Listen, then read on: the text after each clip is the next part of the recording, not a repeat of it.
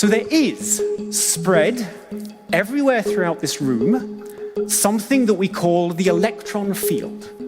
Okay, it's like a fluid that fills this room and in fact fills the entire universe. And the ripples of this electron fluid, the ripples of the waves of this fluid, get tied into little bundles of energy by the rules of quantum mechanics. And those bundles of energy are what we call the particle, the electron. All the electrons that are in your body are not fundamental. All the electrons that exist in your body are waves of the same underlying field. Okay? We're all connected to each other. It's like, the waves on the ocean all belong to the same underlying ocean. The electrons in your body are the ripples of the same field as the electrons in my body. We are built out of very small stuff, and we are embedded in a very large cosmos. And the fact is that we are not very good at understanding reality at either of those scales. And that's because our brains haven't evolved to understand the world at that scale. But it gets strange because even at that slice of reality that we call home, we're not seeing most of the action that's going on. So take the colors of our world.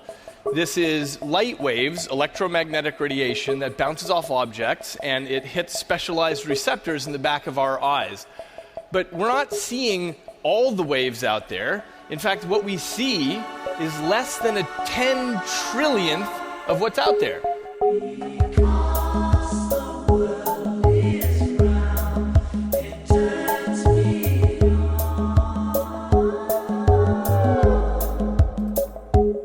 Welcome back to Infants on Thrones. I'm Glenn Ostland, and this is episode 617, Why God Sent Us the Coronavirus. And here's what you're going to hear today. Now, I'm in the process of writing a book. It's tentatively titled, Bathing with an Atheistic God.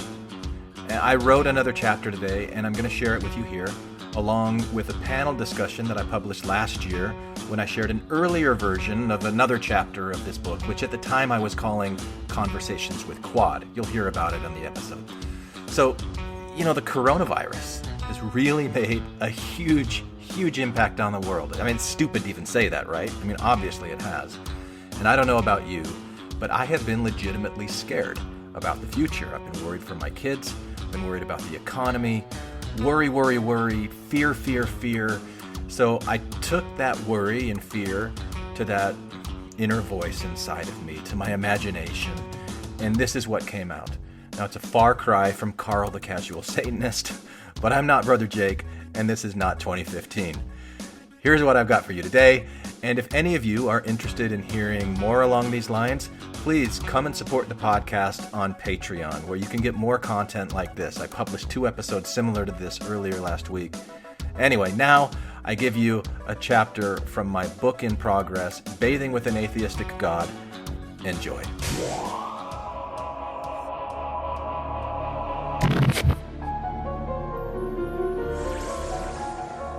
Hey there, where have you been? I'm sorry. I'm just not in the mood. I understand. I feel what you feel, remember? I'm really not in the mood. I know, but the mood you're in is not the mood that you want to stay in, right? Okay, fine. You don't have to respond. You never have to respond, But I'm going to talk to you, like I always do, and you can tune in and listen, or tune out and ignore me, like you always do. Fine, okay. I know what you want. Deep down, you want to understand your relationship to God, to being, to existence. What is it all about? You want to know if there's a soul or not. What is it, if you have one? What is this relationship between you and your soul and God, if there is one at all? That's what you've always wanted to know. It's also something that you always have known. In fact, you know it right now. You just don't know that you know it because of all of the noise of your thoughts, of other people's voices, of all of the light that you perceive with your eyes, and all of the sound that you perceive with your ears, and all of the sensations that you feel and taste and smell, both inside and outside of your body. It's a lot to take in, more than any one individual mind can ever really do. But you're not an individual mind alone. You're an individual mind in a mind-boggling network of interconnected minds. But today, you're overwhelmed by fear. You're overwhelmed by your own sense of failure, by your own lack of self-worth. You don't feel worthy about yourself right now, so how could you possibly feel that others would find any kind of worthiness or value in you? And if you can't see your own value, and if you can't imagine how others could see any value in you, then how could you possibly wrap your head around the idea that you are a soul with inherent value that can and never will be diminished? Or that there is a God who loves you and values you without exception, without condition? The reason that you're currently not in the mood is that you've created conditions within your mind that make you feel separate, without intrinsic value, unworthy. So stop it. If you want to. You don't have to, you know. It's of no severe consequence one way or the other. You're not doing anything wrong. So why am I talking to you when you aren't in the mood to hear me? It's because with all of my emotion and with everything that I am, I want for you, right now, what I want for you all the time, to recognize your power, to explore it, to accept it, to exercise it. I'm talking about your power to create. I'm talking about the power of your imagination. What do you think is meant by that old sacred wisdom saying, "As a man thinketh, so is he"? Do you truly understand the relationship between the thoughts that you think and the feelings that you feel? Do you truly understand the power that you have to choose your thoughts like you would choose your food at an endless all-you-can-eat Chinese buffet? Do you remember that feeling of piling your plate high with white rice and deep-fried sesame chicken? It tasted good, right? At first, until you started feeling sick to your stomach. But you went back for more because the taste, good. And because of those Pavlovian pleasure signals surging through your body, rewarding you for ingesting a high-caloric intake. Now, you could have eaten something else, of course, something healthier for you, maybe less tasty, but you didn't. You wanted what you wanted. And your sense of taste was the only voice you really listened to, intentionally ignoring what you intellectually knew about MSG and high fats and processed sugars that artificially trick your taste buds into sending you those biologically evolved Pavlovian pleasure signals that reinforce behavior that, contrary to the way this behavior system evolved, is actually detrimental to your long-term health and well-being, rather than being a boon towards your survival like it would have been any time else over the past 4.5 billion years of your species' evolution. Now, you knew all that, of course, but you didn't care. You wanted the short-term pleasure of satisfying your taste buds despite the growing discomfort in your gut. And the more you ate, the worse you felt, remember? But you kept doing it to get your money's worth, you told yourself, until you just couldn't take it anymore and you felt horrible for the rest of the day, at least. And so it is with your thoughts. Like an endless all-you-can-eat buffet stretched out for miles in front of you, you have many thoughts to choose from, many areas of your life, past, present, or future, totally real or completely made up and completely imaginary, that you could choose to focus your attention on. But there are certain things that you've been artificially conditioned, aka tricked, into focusing on more than others. How many messages in society have you encountered from the time of your birth until now that focus on family relationships and finances? What were you told was the greatest measure of success? Did you ever hear anyone say anything like, "No amount of success in the world can compensate for failure in the home"? Did you ever get the message that you got to do your homework so that you don't flunk out? Or do whatever you have to do to avoid getting fired? Or don't get divorced? Don't neglect your kids? Don't be selfish? Don't fail to prepare, or you will just prepare to fail. These messages, and so many more like them, have bombarded you throughout your life. They have conditioned you without you even knowing it.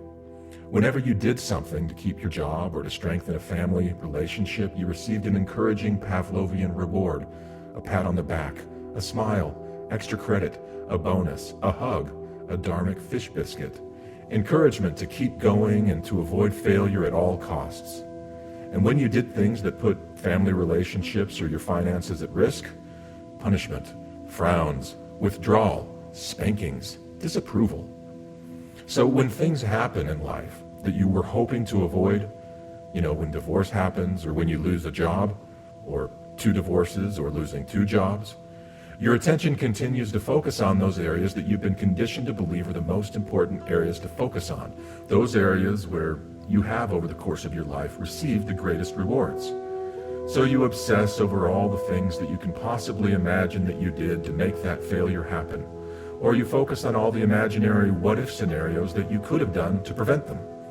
These thought patterns are well-worn neural pathways in your brain that were forged through years of positive Pavlovian reinforcement. But guess what? It's a lie. All of it. The idea of success that you have and that you hold is a total and complete lie. You want to understand the relationship between yourself and your soul and God? Well, listen to what I'm telling you here.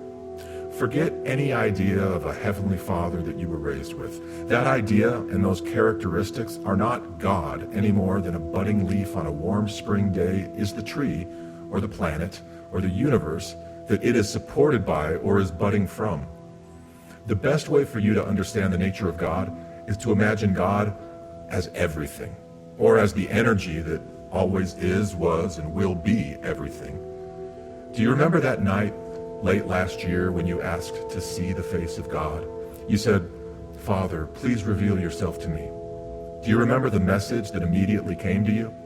My son, the moment that you laugh yourself silly over the absolute absurdity of that request is the very moment when you will be seeing things directly through my eyes. I was the one who sent you that message, by the way, because I am your imagination. I'm the doorway between your egoic mind and the sensations of eternity that surround you, that you are constantly bathing in. So what is the relationship between you and God? Well, what is the relationship between the budding leaf and the universe in which it buds? Is the leaf separate from the universe? Could there be a leaf without the universe? Would the universe be everything that it is without that one budding leaf? It certainly would be different than it is with that leaf. The leaf is therefore a significantly insignificant manifestation of the entire universe. In that sense, the leaf is the universe, or at least the subatomic energy deep within every cell of that leaf is the very same subatomic energy that fills the entire universe, which is infinitely expanding, and there is no empty space. That energy is omniscient. It knows how to manifest itself as a budding leaf, or a tree, or a planet, or a brain, or a neuron, or a thought. That energy is omnipotent. It constantly demonstrates its power to manifest itself as all of the things that it can and does manifest itself as. That energy is intelligent. It's aware. It's curious. It's playful. It's creative. This is God. And that God energy plays with itself by separating itself into souls. It creates new and ever-evolving versions of itself by separating itself into seeds. Divine energetic God seeds that do and experience and become and feel more than you can possibly imagine. No soul is ever ruined. No soul is ever spoiled. No soul is ever wasted. No soul is ever diminished. No soul is ever lost. There is no such thing as failure.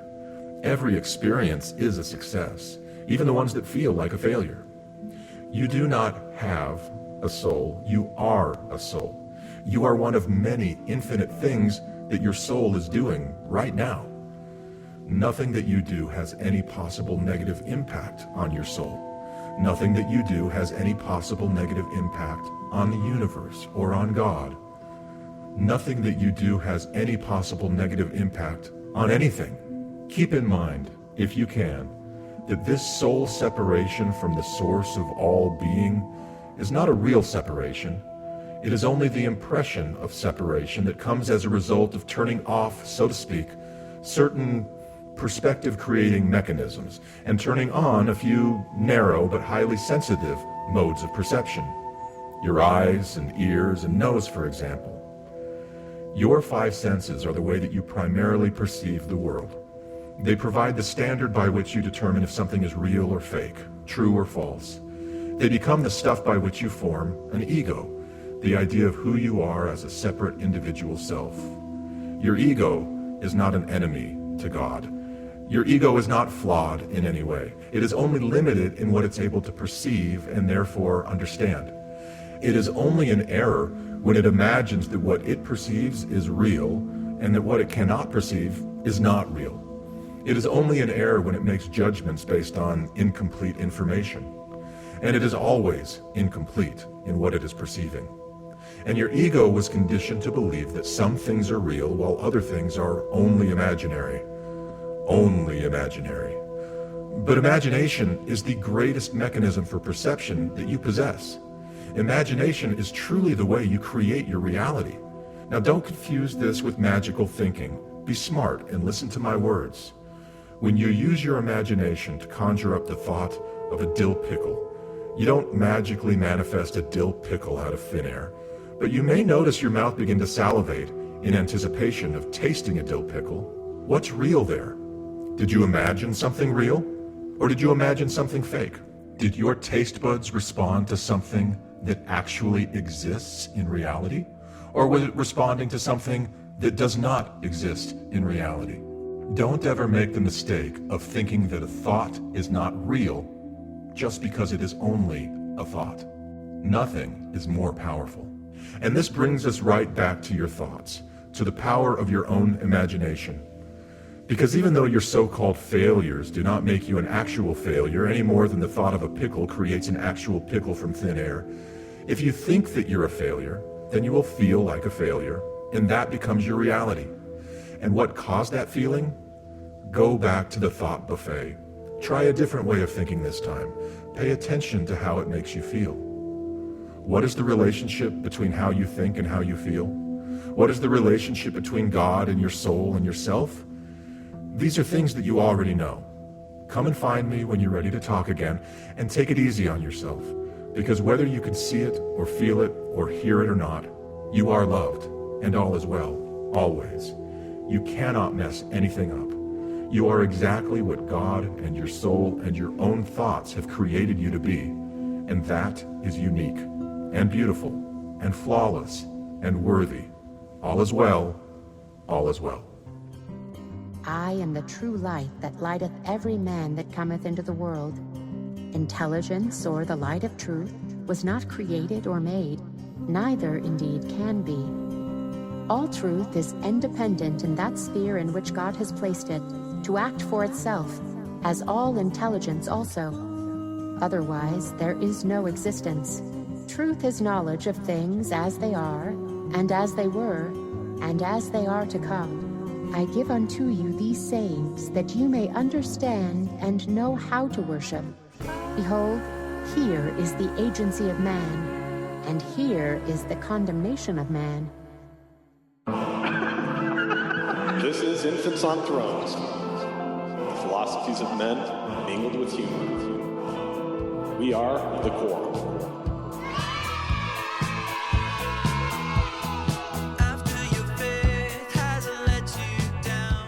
Welcome back to Infants on Thrones. I'm Glenn Ostland, and this is episode 578, Conversations with Quad, Part 1, which is a thinly veiled homage, it's an homage, to the book Conversations with God by Neil Donald Walsh, which I kind of sort of recently read. I was going to call it Conversations with Todd, but then I thought kind of like quantum stuff that I've been interested in, Quad. So anyway, there you go.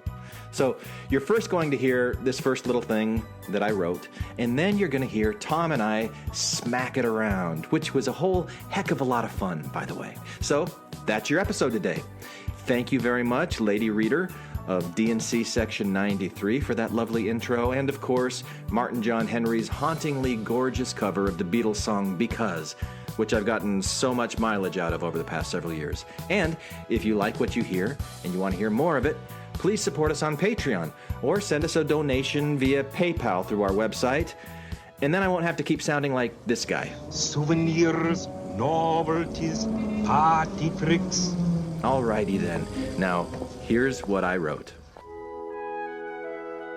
Once upon a time, a rather normal, quite unremarkable man was taking a nice warm bath when all of a sudden he heard a voice coming from deep within his brain.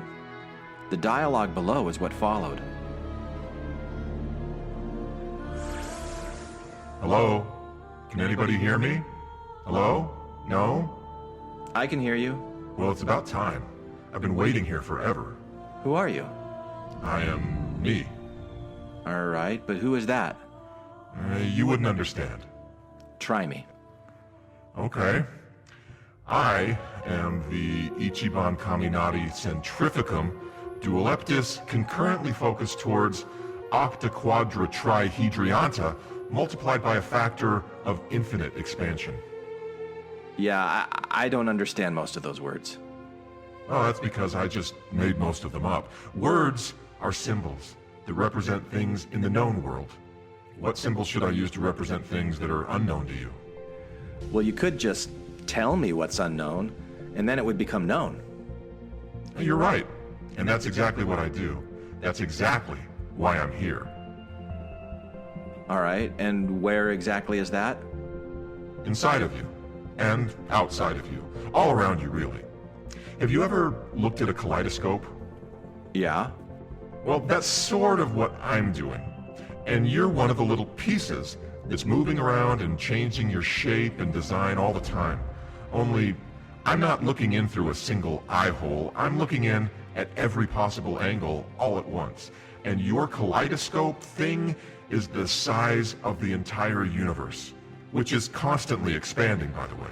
And instead of just seeing you as swirling shapes and colors with my eyes, I also smell all there is to smell about you, and taste everything there is to taste, and feel and hear everything there is to feel and hear. But those are just the 5 senses that you're most familiar with, and the limited ranges that you evolved to perceive. There are hundreds more. You don't fully recognize this yet, but thought and imagination are also a sense. So I also imagine all that you imagine, and I think all that you think. There's more, of course, but you really just wouldn't understand. So what? Are you God then? No. Is there a God? What do you mean by God? You know, like a Father in heaven, creator of all things kind of God? No. In order for there to be a creator of all things, there must have first been nothing. And there has never been nothing. And in order for there to be a father, your idea of gender would have to apply to everything that exists. And that is almost as impossible and absurd as thinking that you could have a father creator without a mother creator as well. Now, there is duality, that much is true, but it's more like up and down or in and out than it is male and female. And the infinite combinations of this duality is what provides all the variety of existence that you experience, as well as all the variety of existence that you do not. And it's this duality itself that chooses its own combinations. I'm a result of this duality, you're a result of this duality. I suppose that you could call the entirety of this intelligent, creative duality God, but then you might as well call it everything. And since everything includes everything, it's not distinct from anything, which really shows you nothing, and therefore isn't very instructive. What? All right, okay, whatever. Just tell me this. Is there at least universal justice? What do you mean? You know, like, will good people be rewarded and evil people be punished? Well, they already are. But I mean, you said that there's no Father in heaven, creator, God person, right? But is there at least, among all of this intelligent, creative duality, some focus on punishing the wicked and rewarding those who are good? Well, I told you that the best way to conceive of the idea of God is to think of it as everything, right? So, is what you're asking me a part of everything? Yeah, I guess. All right, well, there you go. But so is not punishing the wicked. That's part of everything too. So is people getting away with horrible things. Yeah, which happens all the time, right? Yeah, and it totally sucks. But they can't be both punished in the afterlife and not punished in the afterlife. That makes no sense. Well, it makes perfect sense. It's part of everything, and everything is based on opposing dualities, and everything is infinitely expanding. Your need for justice is small and temporary in the grand scheme of things. How important is it to you that a thief in Persia 3,000 years ago murdered his neighbor and completely got away with it? It simply fades into the pattern of everything that ever was, is, or will be. Eternal justice? Eternal reward? Now, who exactly is receiving this? When you die, you die. Only the duality that makes you continues. but it does so quite independent of the temporary personalities or egos that are so all-encompassing and all-important to you right now. You're like clouds moving in the sky, changing shape all the time, asking me if one shape will be frozen in time forever and either punished or rewarded for the way it impacted another whiff of cloud. Your perception is extremely limited. So listen to what I'm here to tell you. You cannot imagine anything that isn't part of everything. You can't focus on a single thread and ignore the rest of the fabric. I mean, sure, you can ignore what you cannot perceive, but that doesn't will it into non-existence. You can certainly live within the limitations of your perception and be completely ignorant of everything else, which is exactly what you do, but you can at least know that there is more beyond what you currently know. A lot more. Pretty much everything, in fact.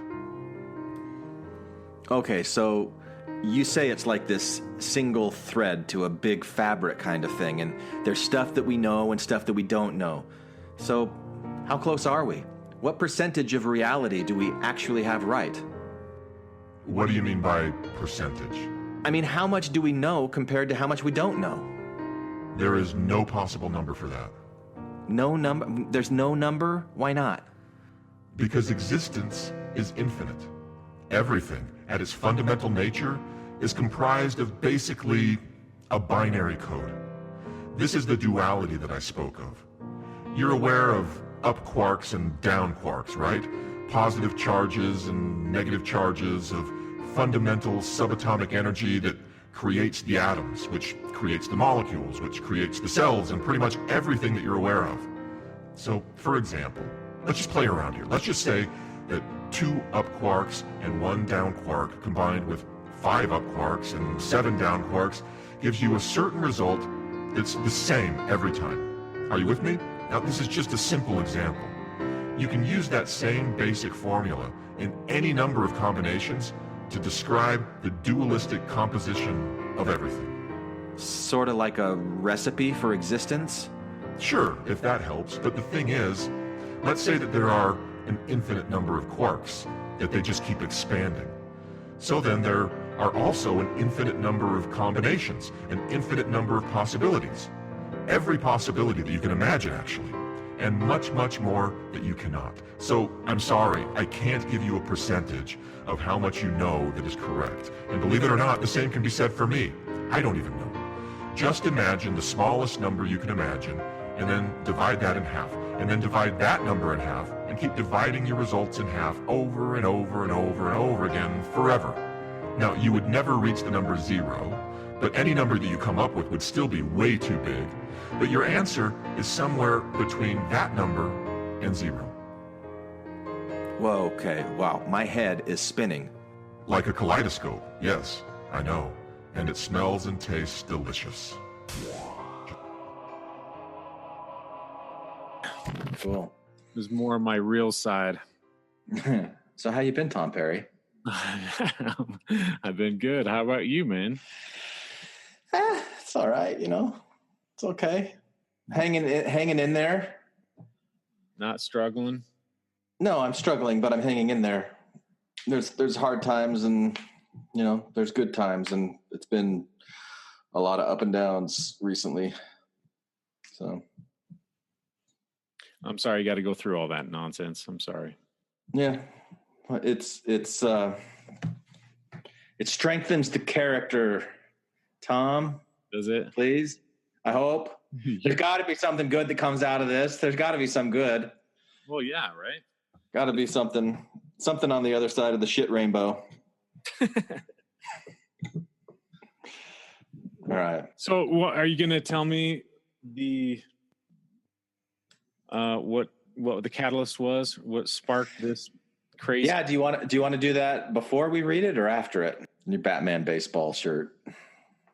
Your Star Wars t-shirt. Star Wars shirt. It's just a Star Wars shirt. It's not a baseball shirt. Are you excited for episode 9 at all? Did you see the trailer? I assume you did.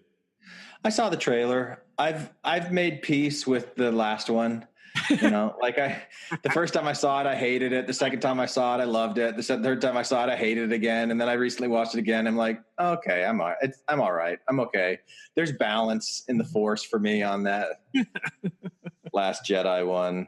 Okay. But yeah, I'm not like I'm more excited for Avengers Endgame than I am for Oh yeah, are you going to try to see it this weekend? maybe. I don't have any plans to yet. We'll see. I'm more excited for John Wick 3. See, I started watching John Wick 1. I couldn't get into it. I don't know. Not giving it a fair shake. What do you like about it? Sell me on it. Sell me on John Wick. Everything, the freaking action, just the badassery is dialed up to an 11. Yeah, see, that doesn't do it for me. It should. I mean, well, it makes sense being a Metallica fan that like badassery in a movie would do it for you too. I'm such a sucker. I grew up with Barry Manilow. Yeah. Okay. So I know. Sit down to pee. Is that what you're saying? Yeah, without having it be a mission rule. You did it without the rules, man. I was sitting down before there was rules. Yeah. All right. Fair enough. All right. So you want to know what the catalyst of this was? Yeah, but I mean, if there was one. Yeah, I mean, there kind of was one. Okay. I've been thinking lately, and I think I said it in a recent episode that I did, but like how can you put like I've been thinking the question, like what percentage do we know compared to what percentage we don't know of like everything that's out there? And I thought, how would you even put a percentage on it? Because if you don't know the limits of something, you can't have like a denominator. You just don't know. It's just like this shot in the dark. And then I saw something about how 95% of what's in the universe is dark matter, and dark matter is just, we don't know what the hell it is. And I'm like, okay, so here we're playing this game of percentages with something that we claim that we don't know, and it's a really, really high percentage. So then what did that tell you? And then I watched this TED Talk with this guy. I got to look up what his name was because he was freaking awesome. His name is David Eagleman, and let's just listen to some of his TED Talk for a minute. We are built out of very small stuff, and we are embedded in a very large cosmos. And the fact is that we are not very good at understanding reality at either of those scales, and that's because our brains haven't evolved to understand the world at that scale. Instead, we're trapped on this very thin slice of perception right in the middle. But it gets strange because even at that slice of reality that we call home, we're not seeing most of the action that's going on. So take the colors of our world. This is light waves, electromagnetic radiation that bounces off objects, and it hits specialized receptors in the back of our eyes. But we're not seeing all the waves out there. In fact, what we see is less than a 10 trillionth of what's out there. So you have radio waves and microwaves and X-rays and gamma rays passing through your body right now, and you're completely unaware of it because you don't come with the proper biological receptors for picking it up. There are thousands of cell phone conversations passing through you right now, and you're utterly blind to it. Now, it's not that these things are inherently unseeable. Snakes include some infrared in their reality, and honeybees include ultraviolet in their view of the world. And of course, we build machines in the dashboards of our cars to pick up on signals in the radio frequency range, and we build machines in hospitals to pick up on the X-ray range. But you can't sense any of those by yourself, at least not yet, because you don't come equipped with the proper sensors. And he talked about the Umwelt. He talked about like what we've been able to evolve to see with our senses and hear and feel and touch, and how it's different for animals, and all these different things. And like one of the things that he does is he creates things that allow people to use other senses for communication. Like he'll have, and I got to remember what it was. It's like this pad that he puts on the back with electronic signals that will like for deaf people. So it'll hear words and it'll like do these vibrations, and they teach them. Implant, is it kind of basis in that technology, or is it something different? Maybe, but this was like vibrations on their back that's on a vest that they wear. Wild. Okay. And I mean, just like it was totally mind blowing, the things. And in fact, I think I got one of his audiobooks, but I've forgotten his name, and so I haven't listened to it yet. But he's freaking awesome. So I just all these things are always on my mind, Tom. And so this morning I woke up at like 4:30 in the morning and I couldn't get back to sleep. And I just started writing this thing. Another influence was this book called Conversations with God that somebody recommended to me several months ago. And I started listening to it and I just couldn't get very far into it because it was just a little bit too, I don't know. New Age. It was a little too something for me. Yeah, I don't know. I mean, I do art with New Age, but okay. yeah, it was a little maybe too traditional Christianity. I mean, if I'm going to be totally honest, it seemed a little pedestrian to me, and that just makes me seem like an elitist asshole. I like it. It's like, yeah, I know that. Yeah, I've already thought that before. Yeah, tell me something I don't know. It's so pedestrian. That's below my pay grade. Yeah, your mic's not picking up very well. Is that not the normal mic that you use? It is, but I'm on this crazy mixer thing. Hang on, let me adjust. Oh, crazy mixers. Is this any better? Wow. Was that it? Yeah, I loved it. Okay. I loved it. Well, again, you better, Dan. I mean, it's like you're Howard Stern and I'm that chick sitting on the big speaker. I don't know if you remember that scene, but it was burned into my memory. Oh yeah, baby, more bass. Yeah. All right. So I wrote this morning. I sent it to several people. You were one of them, and you're like, I hate it. Oh, that's exactly what I said. You did. Like, I hate it. I'm like, cool. Let's record something about it then. Yeah, verbatim. That's what I said. I hate it. All right. So I'll start. And then I'll read like the italic part because I did start thinking of you in this, like especially the part where it's like, what about cosmic justice? Yeah. I'm like, oh, this is Tom Perry's voice in my head now. It was so in your head. So I'm like, I'm really glad to hear you like read these lines because some of them I wrote specifically with you in my mind. Well, because I was reading through this, I was like, why the hell would Glenn be sending me this? And yeah, I got to the injustice part. I was like, oh, there it is. That's why. There it is. Yeah. All right. Okay. All right. So once upon a time, a rather normal, quite unremarkable man, that's me, was taking a nice warm bath with, I didn't say it in here, but it was a bath with pink Himalayan bath salts. When all of a sudden he heard a voice coming from deep within his brain. The dialogue below is what followed. Hello? Can anybody hear me? No? This is where I breed. Mm-hmm. Did you just say breed? This is where I breed. Yeah. I can hear you. Really? That's how you would say it? That's not a very Tom Perry kind of like I'm expecting like more kind of like, I can hear you. Kind of like the Tom side, kind of like, all right, what? Are you really calling me at this late hour? Yeah, there you go. I can hear you. Well, it's about time. I've been waiting here forever. Who are you? I'm me. But who is that? You wouldn't understand. No, try me. Okay. I'm the Ichiban Kaminari Centrifugum Dualeptus, concurrently focused towards the octaquadra trihedrianta multiplied by a factor of infinite expansion. I don't understand most of those words. That's because I just made most of them up. Words are symbols that represent things in the known world. So what symbols should I use to represent things that are unknown to you? You could just tell me what is unknown so that it would then become known. Yeah, I'm sorry. I write kind of clunky for your voice in there, don't I? Do you want to try that again? And you're like, do it how you would do it. Do it the Tom Perry way. You could just tell me what is unknown and then all of a sudden it would become known. Okay, you're right. And that's exactly what I do. It's exactly why I'm here. And where exactly is that? Inside of you, Tom. Oh. And outside of you, and all around you, really. Have you ever looked at a kaleidoscope? Yeah, I've looked at a kaleidoscope. Perfect. Now we're getting it. That's sort of what I'm doing.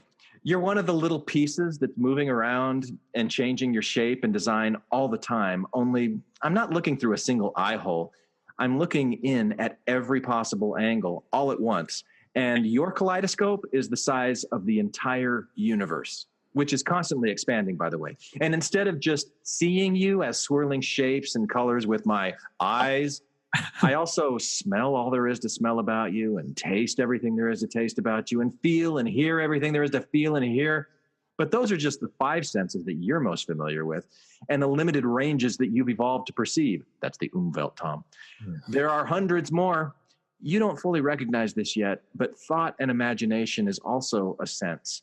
So I also imagine all that you imagine, and I think all that you think. There's more, of course, but you really just wouldn't understand. My God. Very close. There's so much there. All right. So what? Are you God then? No. Is there a God? What do you mean by God? You know, like Father in heaven, creator of all things kind of God. No. In order for there to be a creator of all things, there must have first been nothing. And there has never been nothing. And in order for there to be a father, your idea of gender would have to apply to everything that exists. And that's almost as impossible and absurd as thinking that you could have a father creator without a mother as well. Now, there is duality. That much is true. But it's more like up and down or in and out than it is male and female. And the infinite combinations of this duality is what provides all the variety of existence that you experience, as well as all that you do not. And it's this duality itself that chooses its own combinations.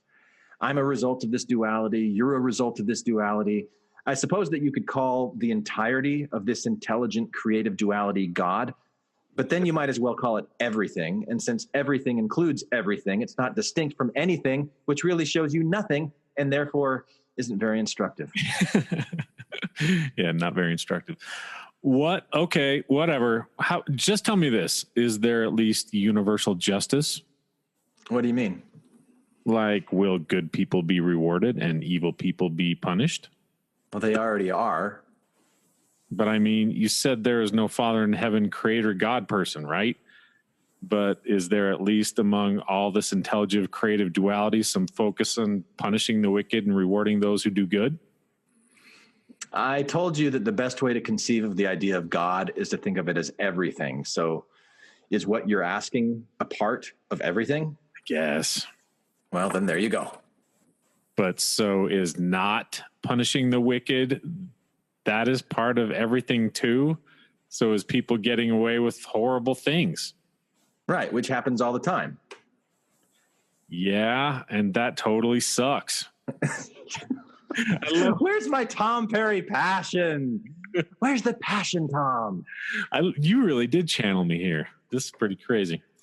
Yes, and that totally sucks. But they can't be both punished in the afterlife and not punished in the punished in the afterlife and not punished in the afterlife. Yeah, they can't be both punished and not punished is the idea there. That makes no sense. No, it makes perfect sense because it's part of everything, and everything is based on opposing dualities, and everything is infinitely expanding. Your need for justice is small and temporary in the grand scheme of things. I watch you shaking your head here. How important is it to you that a thief in Persia 3,000 years ago murdered his neighbor and completely got away with it? It simply fades into the pattern of everything that ever was, is, or will be. Eternal justice, eternal reward. Who exactly is receiving this? When you die, you die. Only the duality continues on. I think that's an it's an M. Only the duality continues, but it does so quite independently of the temporary personalities or egos that are so all-encompassing and all-important to you right now. You're like clouds moving in the sky, changing shape all the time, asking me if one shape will be frozen in time forever and either be punished or rewarded for the way it impacted another whiff of cloud. Your perception is so limited. So listen to what I'm here to tell you. Okay. You cannot imagine anything that isn't a part of everything. You can't focus on a single thread and ignore the rest of the fabric. I mean, sure, you can ignore what you cannot perceive, but that doesn't will it into non-existence. You can certainly live within the limitations of your perception and be completely ignorant of everything else, which is exactly what you do. But you can at least know that there is more beyond what you currently know, a lot more, pretty much everything, in fact. Okay, so you say it's like a single thread to a big fabric kind of thing, and there's stuff we know and stuff we don't know. So how close are we? What percentage of reality do we have it right? What do you mean by percentage? I mean, how much do we know compared to how much we don't know? There is no possible number for that. Why not? Because existence is infinite. Everything at its fundamental nature is comprised of basically a binary code. This is the duality that I spoke of.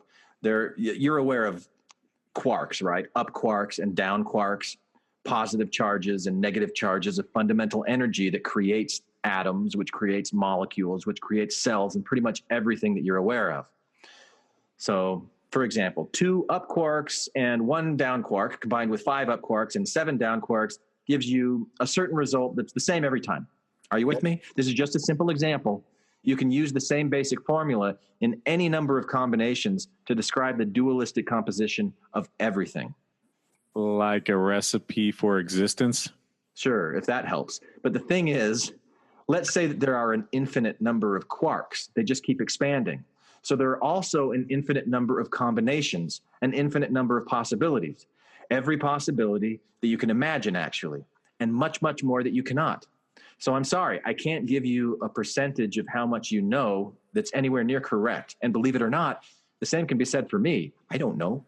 Just imagine the smallest number you can imagine, and then divide it in half, and then divide that number in half, and keep dividing your results in half over and over and over and over again forever. You'll never reach the zero sum, but any number that you do come up with would still be way too big. And your answer is somewhere between that number and zero. Yeah, okay, so my head is spinning. Like a kaleidoscope. Yes, I know. And it smells and tastes delicious. Oh, this is... All right, so what did you think of it, though, Tom? I mean, on the premise, it's interesting, like the aspects and sort of that heady, the infinite numbers, that kind of stuff. I'm down. I was on board with, but I didn't like the pretentious talk down. To help you understand, but you're just a finite individual, and I'm like, then why the fuck are you even communicating with me right now? I mean, to teach you. Well, then teach me. Well, he just did. No, because down to him by saying, oh, well, I could help you understand, but you're so limited. You're so finite. You think of things so binary. I don't really think there's much I can do to help you, but I'll try. And what I'll do is I'll make your head explode. It'll be entertaining for me. But for you, you're like, what? Huh? What? Yes, it is entertaining for me. You nailed it. Now you're channeling me. I mean, but the thing is I don't like, I don't know. I was reflecting back to just the God concept. Yeah. If when we speak to God, and if God's like, well, I could tell you things. This isn't God. Well, okay, whatever higher being is. So if this higher being is trying to communicate with us and trying to help us understand certain things, well, they're the higher being. Why is it that they can't speak to us with concepts that we do understand? Instead of saying, well, I mean, what I'm telling you is quarks up, quarks down, infinity, expanding, and you're never going to get it because you want to know why? Because you think in binary terms and you think of beginnings and ends, and there is none of this bullshit that you think of in the wider scope of things. Oh, really? Oh, really? So we're supposed to just understand your plane of thinking. You can't come down to our way of thinking. Instead, it's just you're going to continue to keep this level of separation between us. And instead, you're the elite being. Thank you for making that well known. But instead, you're not going to try to communicate to make some sort of common ground with this. Anyway, all right, there you go. So box off. Nice, I love it. So like, if you think about, and I'm just spitballing here. Mm-hmm. But like once upon a time, people didn't know that there were microwaves out there. Yeah. You know, they didn't know that there were X-rays. They didn't know that there were ultraviolet rays. Or radio waves. So, yeah, right. So what if you had someone from the future who did know that they were there and had instruments that were able to tell it, but they're going back to like people in Roman times or something like that. Right. Like how would they explain to them what they are? They'd have to go, okay, well, you know, like how there are like waves in an ocean. Well, there's like these, but they're kind of different and they're out there, you know, and they'll be like, I don't know what the fuck you're talking about. Like, well, someday you will, you know, because we'll evolve to a point where you'll have instruments that'll be able to detect these things that are out there. But right now, at your state of evolution, you haven't biologically evolved to be able to detect these things that are out there. The instruments that you've created haven't been able to detect these things that they're out there, but they're out there. I don't like that analogy because, I mean, if I were to superimpose what I'm thinking of this whole story, the person that's going back in time would also have enough knowledge in his head that he knows exactly the fundamentals of waves, and he can describe it on a very ground up level for these people that don't know what the hell they are. He would start, at waves 101 and start to build them up. That's if he was a higher being. But if he's just a dude, yeah, he's going to be like, how can I explain it? I just got this machine that shows waves on it, and I can speak to another person that has a machine like this. It's freaking cool, dude. When you get to the future, you'll get it. It's cool. But that's what we're talking. We're talking about some asshole who speaks and says, "Oh, I get it. I understand it, but I'm not about to tell you because it's going to just confuse you." So, how's that work out for you? That's pretty cool. Well, I appreciate your, I appreciate your estimation of my abilities, but I don't know things that I don't know to be able to really come in and, I don't even know the things that I should know that I don't know. So I'm just playing around with ideas in here. No, I get you. The kaleidoscope thing was pretty good though, right? Kaleidoscope thing was pretty good. And the clouds? The clouds, that was pretty good. I mean, come on, how many pats on the back can I give you? Jeez. No, but the infinity, the forever, the ever expanding stuff, that's the stuff that I actually think that there's something in all that. And it's also how life just continues to regenerate itself, and that we're all cells and we're all related, and we all, from the dirt we become, and then to the dirt we return, that kind of stuff. Yeah, I'm on board with that philosophical Socrates. But what are you including when you say the we? Like from dirt we come and from dirt we return. Like what's included in that we? Like human beings, life. Yeah, but life includes things that aren't part of dirt and don't ever go back to dirt. And I'm talking about like the atoms, like the energy that makes us up. Okay, so I was using dirt as a form of like how we perceive Earth, but yeah, you're right. Everything goes back to atoms, including dirt. Right. Okay. And then I lost the point. What was the point then? Because I was fixated on dirt. So if we originate from something, like right. if you want to go, well, dirt's still it's not. No, so let's go with atoms. Yeah. And so if we're all atoms or whatever, yeah. So then they somehow form us or life or certain aspects or constructs or whatever, and then when our life cycles up or whatever, and we die, but our atoms don't die. They just migrate into other things or other, Yeah. So that was it, because you said we die, and I was asking, what do you mean by we? So like the atoms that are us don't die, but there's something about us that does die. Yeah. Our consciousness. And it's, yeah, I don't even know what the consciousness is, but it's like our biological. Yeah. I don't know what consciousness is. Yeah, you do. It's awareness. It's like my ability to focus on like what you're talking about right now, and that's something like me, the human personality of me dies, right? But the atoms that are me keep going on. Right. Yeah. All right. That's it. Nice. Good episode. You don't know. Good episode. What was it, 20 minutes, if that? Yeah. Well, it's like what Joseph Smith said. If I told you everything that I know, you'd seek my life. He said that. Kidding. Okay. Oh yeah. You didn't know he said that? He's like, oh, if I told you guys everything that I know. That was in those Truman Madsen, Joseph Smith tapes that I listened to over and over again on my mission. Didn't listen to that stuff. You didn't? Why not? Okay, that would explain why I fell away from the church, probably. No, because I did too, and I listened to them a lot. Yeah, no, I don't know. I didn't have access to them. I didn't think they were a thing. I was busy reading those. What was it? The Jesus the Christ, Articles of Faith, Marvelous Wonder. Yeah, I read those too multiple times because I think that was the only books we were allowed to read. I read some Star Wars books too.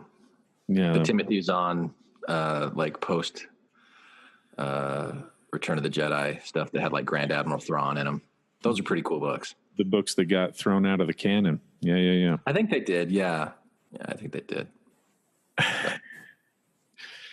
So you spend a lot of time thinking about this crazy beyond our existence stuff. All the time. Really? I love it. Yeah. I can't get enough of it. It's the only thing that like holds my attention because I can't get my head around it. I don't know. There's other things that hold my attention. No, like, I mean, like it ties into biology too. So, you know, like I'll just watch YouTube videos on cells, you know, like how like I watched one, and I actually sent this to Colton back a few months ago. I'm like, do you want to talk about this? He's like, no. Okay. Love that guy honesty though. But just how like in the DNA of every cell is the blue map or is the blueprint for that cell could become anything in the body. Yeah. But there's like environmental triggers that tell it what to do, to tell it what to become. Like that's such a fascinating idea to me. And I don't know. It wasn't fascinating to me when I was in high school and I was learning about biology. I didn't care. And I didn't take those classes in college. So now I'm getting into it. Are you getting into it because you have more of an expansive universal way of thinking about life or the universe and all that, or what? I guess. What do you mean by expansive universal way of looking at life? Well, because in the Mormon paradox or in the Mormon box of way of thinking, that it was so small-minded, or at least, you know, that as much as they say that there's infinity or worlds beyond number or whatever it is, there was always a start and a finish with Mormon way or doctrine or whatever. To me, not the kind of Mormonism that I was ingesting, because I was interested in Nibley and McConkie and what's that? So there was a pre-existence, like there was always a start.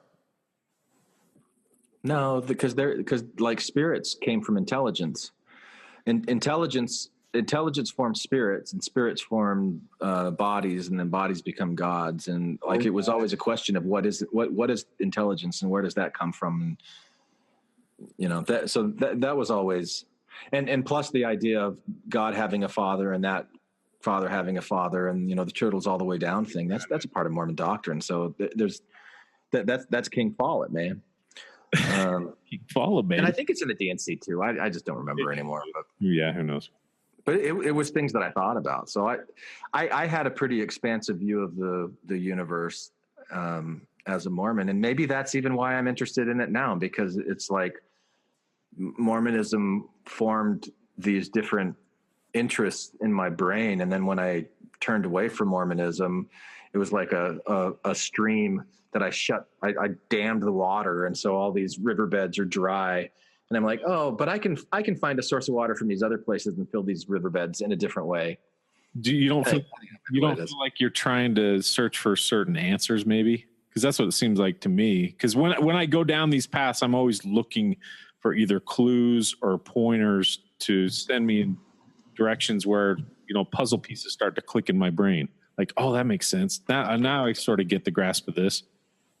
Yeah, I think it's more. I think that's definitely part of it, but I think it's also like a search for how do I relax about life.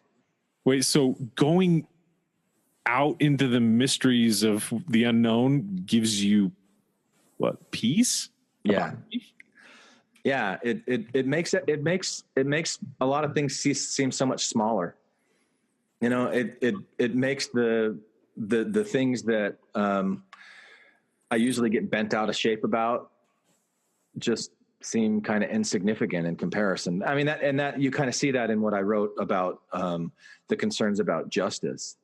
Oh yeah. You know, it's just minuscule. And, you know, so like I don't have, you know, like, because I went through this whole thing with the Trump presidency and the dossier, and, you know, like Scott and Matt and I did a couple of those dossier episodes, and I was watching Rachel Maddow every night, like for the first 4 or 5 months of the presidency. And I was just getting so bent out of shape. It's just like, just freaking me out. And so I'm like, okay, I've got to unwind. I've got to find some things that will take my mind off of this stuff and give me a different perspective. And, so then the Jonathan Haidt, the Yuval Harari, Alan Watts, all that stuff just kind of went, oh yeah, I like this stuff. So it gave you more zen, huh? Yeah. Well, I'm glad you brought up the injustice thing. You were super dismissive of that in there, dude. Like just the fact, like, well, what's the big deal? Like, the punishment's already there. No, it's not. Injustice is super important, and the fact that people are so dismissive of it drives me crazy. And yes, I know I'm being subjective. It's really important to me, and I'm projecting it all onto you guys. So eat it. Yeah, injustice. No, I love it. Injustice is really, really important. And I mean, if you just take, I don't know, Stalin, Hitler, the good old fashioned people that everybody points to, the atrocities that they committed, and then they just get to die or whatever. It just sucks, man. It's one of those things where I keep hoping in some form of afterlife, because they've got to get their comeuppance, man. They just, I mean, it just has to, because it's so unfair if nothing happens, and it sucks. Yeah, because then it just makes me feel like, okay, if I were to teach the young kids anything now, be as debaucherous as you can. Make sure you do everything you can to get away with it, because guess what? When you die, dude, smooth sailing. All those people you wronged, you don't have to pay. You don't have to pay for it. It's freaking great, dude. Just get away with it. But why do you go that direction? When you acknowledge that people get away with shit and it's not fair. Yeah. Why then do you go, okay, so I'm gonna harm as many people as I want? I mean, I thought that harming people was the reason that you were upset in the first place. I'm not talking about me per se. You said you were going to teach people to go out and be debaucherous. I would that's a lesson that I think that gets spoken if that's reality, and who knows if it is. It doesn't really matter. Well, it does matter, but whatever. But no, the fact is if that's reality, that injustice or that the scales of justice won't ever be balanced out in any way, shape, or form. And I know, and I struggle with that, and it could very easily be a reality. I acknowledge that too. I just really, really struggle with it, because there are some serious injustice that happens in this world that happens to not just one person, not, just, this back in Persia, this one guy got robbed. Terrible. I mean, if you just murdered. Yeah. You got murdered, Tom. But if you take a terrible injustice like murder, like if someone's family got murdered or whatever, and then they just live the rest of their life in Cancun with a different identity. I mean, come on. I'm supposed to just be like, okay, that's cool. That sucks. So what if some of the atoms that were in that person's body now are in your body? That wouldn't, I mean, I don't even know what to make or think of that. Because it makes absolutely no difference, right? Makes no difference. Makes no difference at all. Or we don't know. Maybe it does. And so like you said, we don't know, but within the limits of what we do know, and like we've got a limited perspective. There's a certain place where we're like, okay, we can know these things. We don't know what's beyond that. Right. Within the parameters that we do know, we know that injustice exists in the world. Right? Yeah. Yeah, undeniably, it does. That's why we work at making sure we have systems of justice in place. Sure. Yeah. To try and minimize it. And especially like where's the best place to do that is first with yourself, and then like your immediate family, like starting with the concentric circles and going outwards, right? Right. We've had that discussion before, but it's just like for me, if like I love it when we've had these conversations, and some great episodes that you've headed up in the past, like about forgiveness and holding grudges and things like that. And I think my answer today is very similar to what it was back then. It just, I don't like that feeling of holding on to that and being so uptight about something that I really don't have any control over. I don't like that feeling either. So let it go, Tom. No. Let it go. That simple phrase, let it go, is, you make it sound so easy. And I guess for me, and again, I'm projecting onto other people my own experience here, but if someone, a drunk driver, killed my wife and my kids tomorrow, and I'm supposed to just take Glenn's phrase by letting it go. You don't want to hold on to that pain, Tom. Just let it go. And it's like, but that was messed up. And that's a life altering shift that I don't, it's going to alter and affect every decision going forward. And I'm supposed to just be like, oh no, it was a sucky day that day, but like, hey, at least, I can go watch the new Avengers movie this week. Nothing's ever gonna heal the pain of losing your wife and your kids to a drunk driver. Yeah, right. You'll heal that pain, I mean, but there's an underlying thing to that pain. It's the fact that happened, and it was just. I don't know if it's something in our biology or something in our makeup or chemistry or what that makes us think that was so wrong. Let's take the drunk driver part of it out of it. Let's just say it was some reckless driver who was just robbed a bank and was trying to get out of there and killed their family. I mean, we're talking again. How much money did they get from the robbery? It makes a difference. $147. All right. That's actually pretty good. So they just took 147. That's it. And that was the cost of your family's life. Yeah. But the reason why I try to flip it to that is because most people will say, well, the guy was drunk. He wasn't in the right mind. He was on a chemical that altered his conscious and whatever. Okay. But if someone was in the right mind and they were doing things in a very reckless, risky, dangerous way, and they put themselves in a situation to harm other people intentionally because they're trying to get cops or whatever. That's not just a tough pill to swallow. That I just don't know how you can.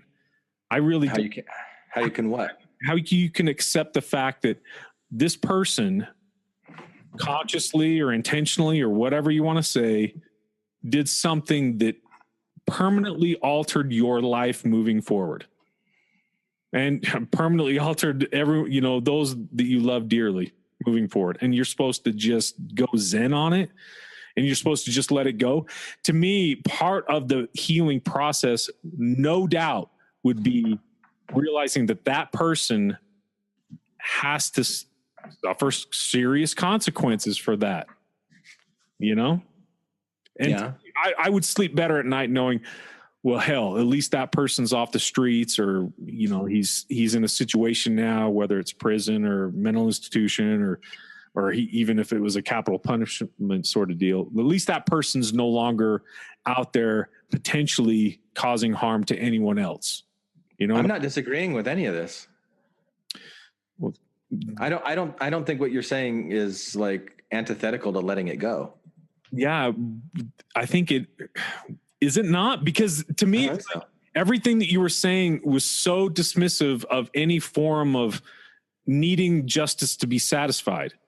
When you say just let it go, what that translates to me is like, hey, Tom, if you need justice in some way, shape, or form because an injustice happened to you, if you are seeking for it, why are you staying up at night worrying about this? It's like, well, it's not part of it, or most of it is for me. Like, I want to see consequences happen to really bad people. There's no doubt about that.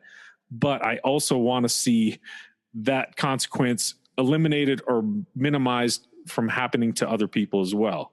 Because I don't want other people to suffer the same. Right.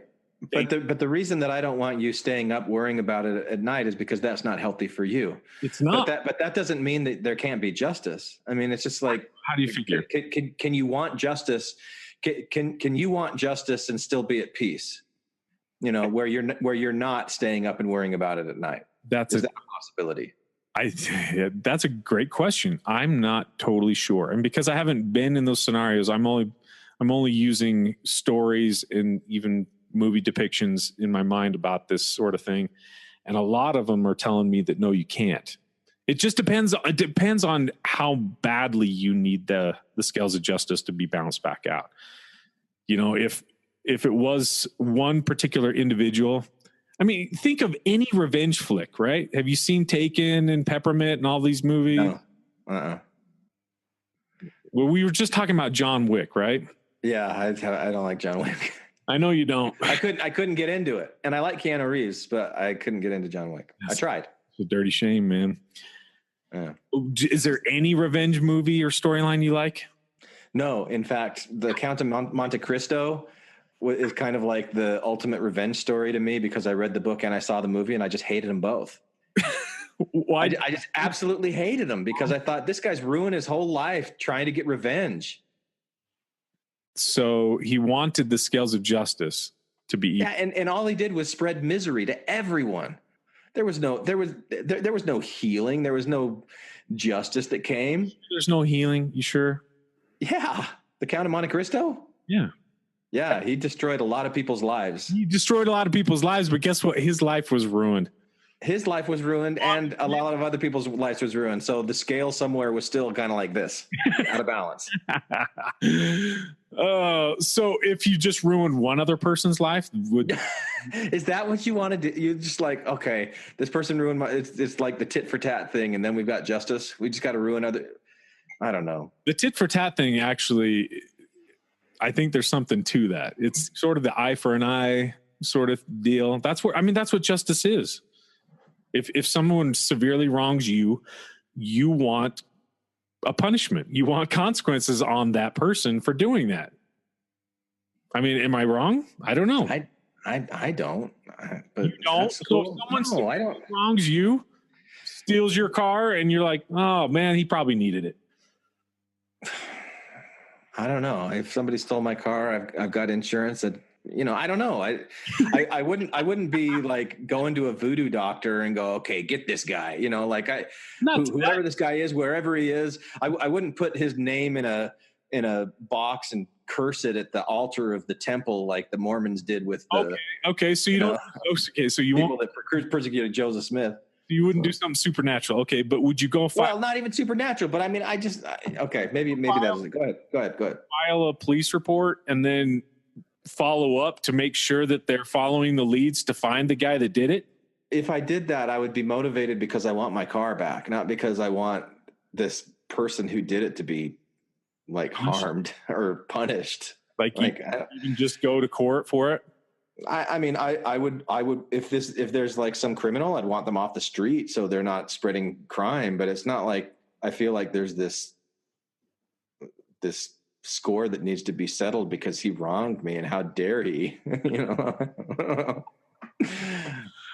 Dude, I don't. How is it that we be friends? Gosh, how is it that we be friends?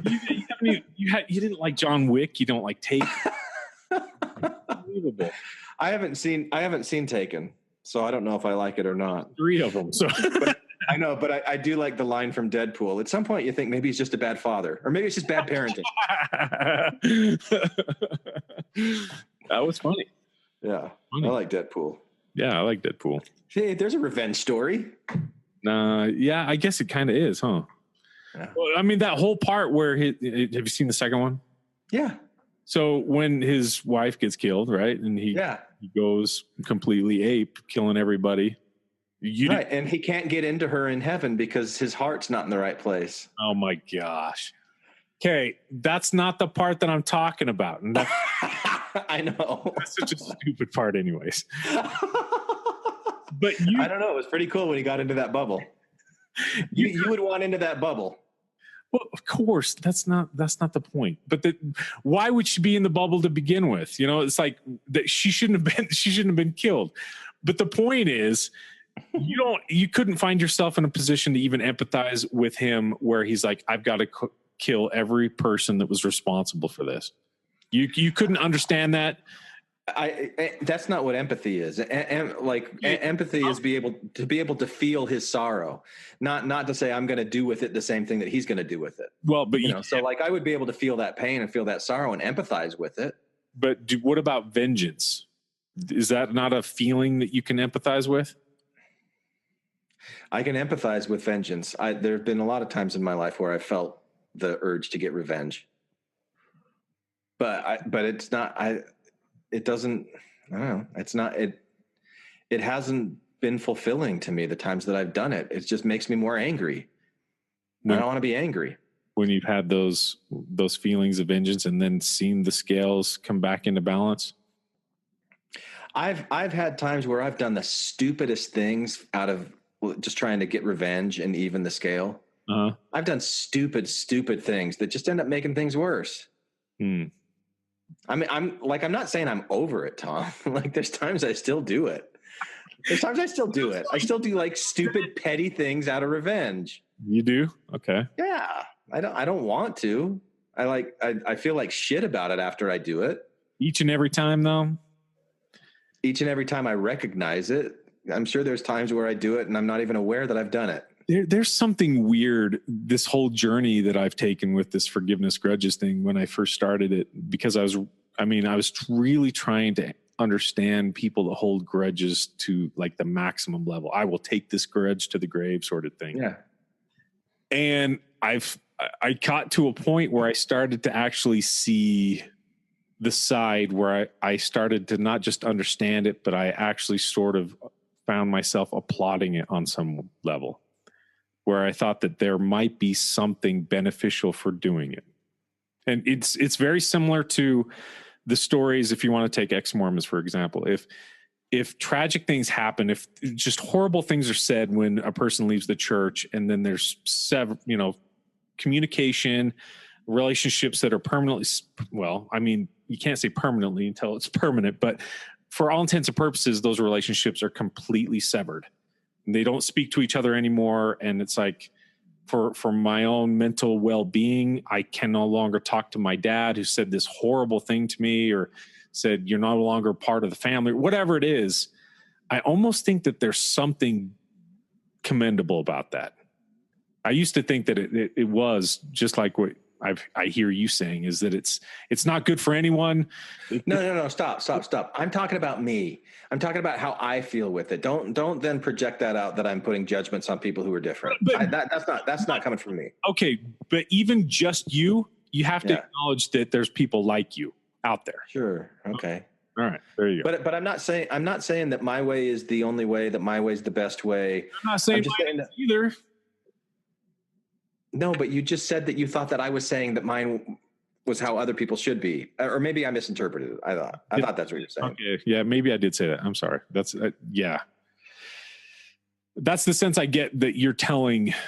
Even if it is, you're just saying this is me. Sometimes I feel like you're saying, and Tom, I don't know, you should be like this too. You should be more like me. You should not watch all those Taken and. Oh no, I don't think that. I tease you about it because I do think that you would that you carry more like this sounds like it's coming from stress and anxiety than you need to when you do that. Oh, I don't disagree with some of that. No. Yeah. And so I kind of tease you and needle you about it, but you know, you're clearly a very different personality than mine, and you know, you function in different ways. So I'm not like you got to be like wearing your Star Wars shirts and listening to Beatles all the time. Yeah, listen, I'm over here wearing Batman shirts and listening to Metallica all the time. Yeah, I don't know. It's really. We both have a mom named Martha, so we don't have to kill each other. Besties now. We're gonna be besties. Did you watch that movie? Your mom's name's Martha too? What? Oh, I'm not going to kill you now. That was the stupidest thing I've ever seen. You want to team up and go fight some bad guys together? That was so dumb. I don't. Oh, DC. I didn't see Aquaman. Did you see Aquaman? Yeah, of course. Is it good? It's great. I think you'll enjoy it. It's fun. Really? I don't think I will. I liked Wonder Woman. Give it a chance. Well, if you like, yeah. You'll enjoy Aquaman. Give it a shot. It's a popcorn-eating movie. You got to turn your brain off. It's fun. Yeah, I don't know. It's a guy that talks to fish. It's great.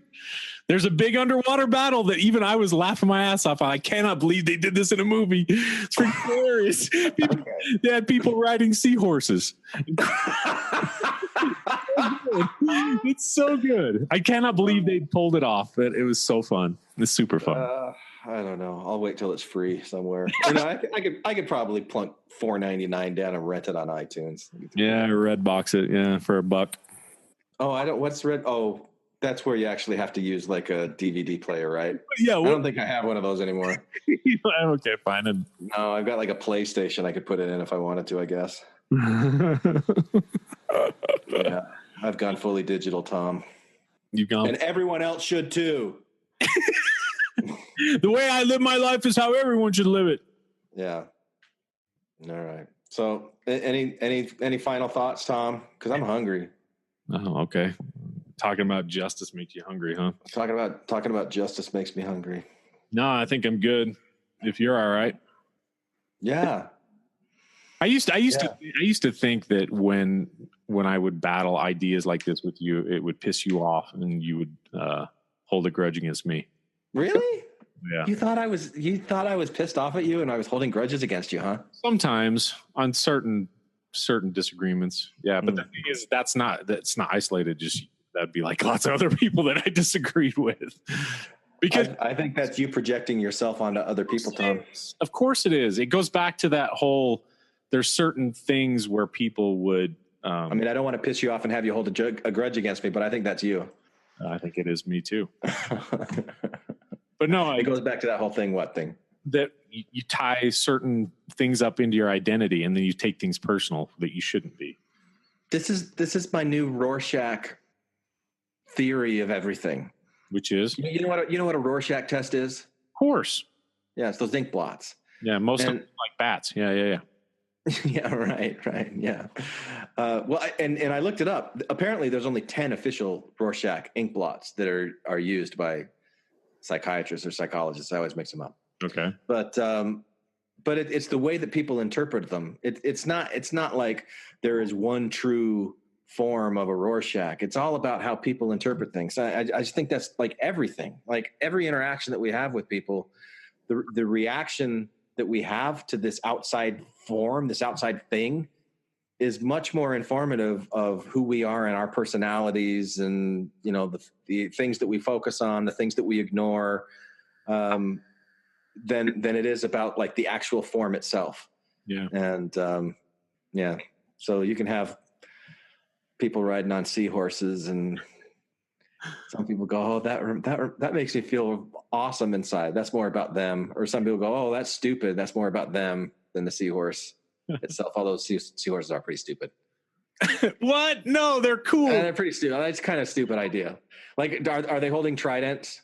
Of course, dude. Yes. Are they shooting like sea lightning, ocean lightning out of their tridents while they're riding seahorses? I think so. I've got it. It's like sea lightning. One of my favorite things, I think it's on an Honest trailer about Aquaman, where it's like they were breaking down, okay, so you watch this movie and you're confused as what exactly are Aquaman's powers, because he's like one step below Superman in this movie. Like he's bulletproof, he's stab proof, he can pretty much do everything except for maybe fly. But yeah, everything else he can do anything. That's what I thought about the Scarlet Witch in the Avengers. It was like a little too powerful in that. Yeah. Like, but it's like conveniently powerful in some situations where she can come in and do the Deus Ex Machina, and just like you think somebody's going to die, and then she comes in and like she just waves her hand, and this red magic does whatever she needs it to do. And then like if that was the case, she'd be so invincible, but she's not. So what's the deal? And what's the deal with her accent? Scarlet Witch. Who's your favorite Avenger? I had this conversation with my son. Thanos.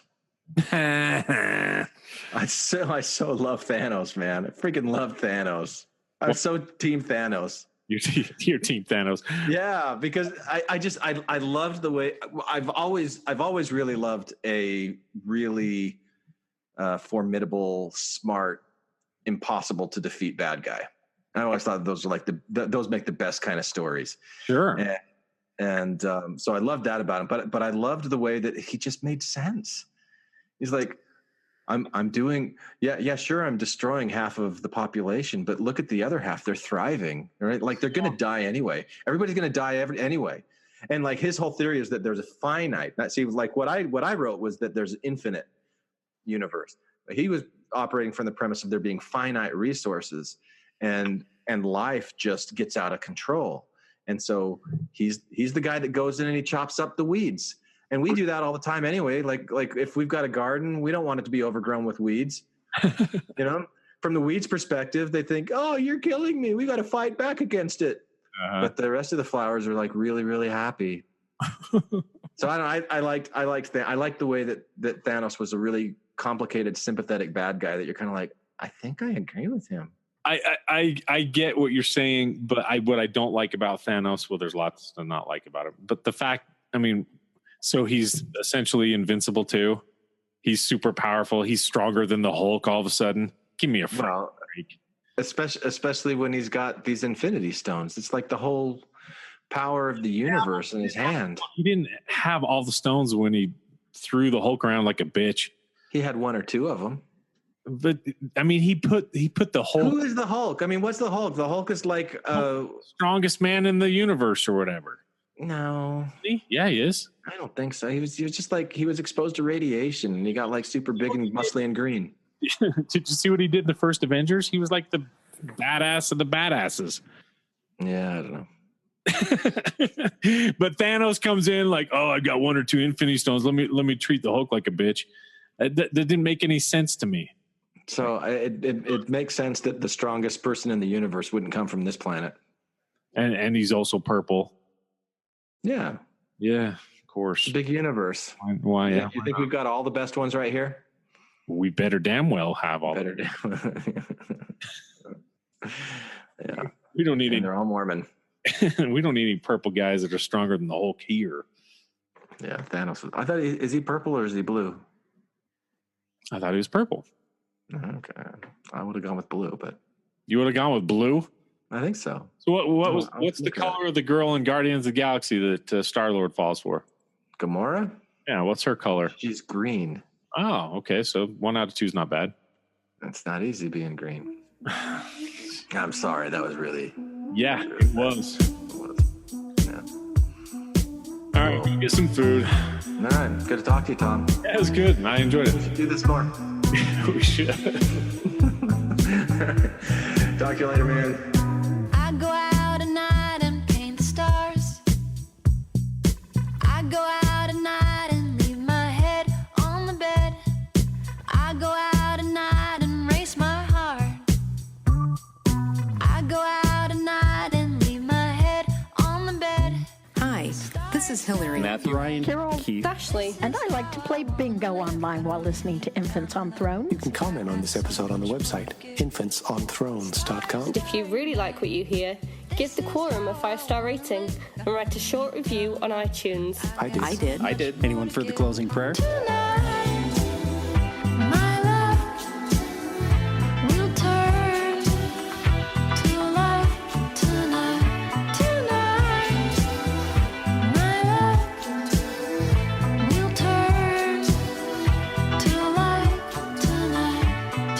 Thank you for listening to Infants on Thrones.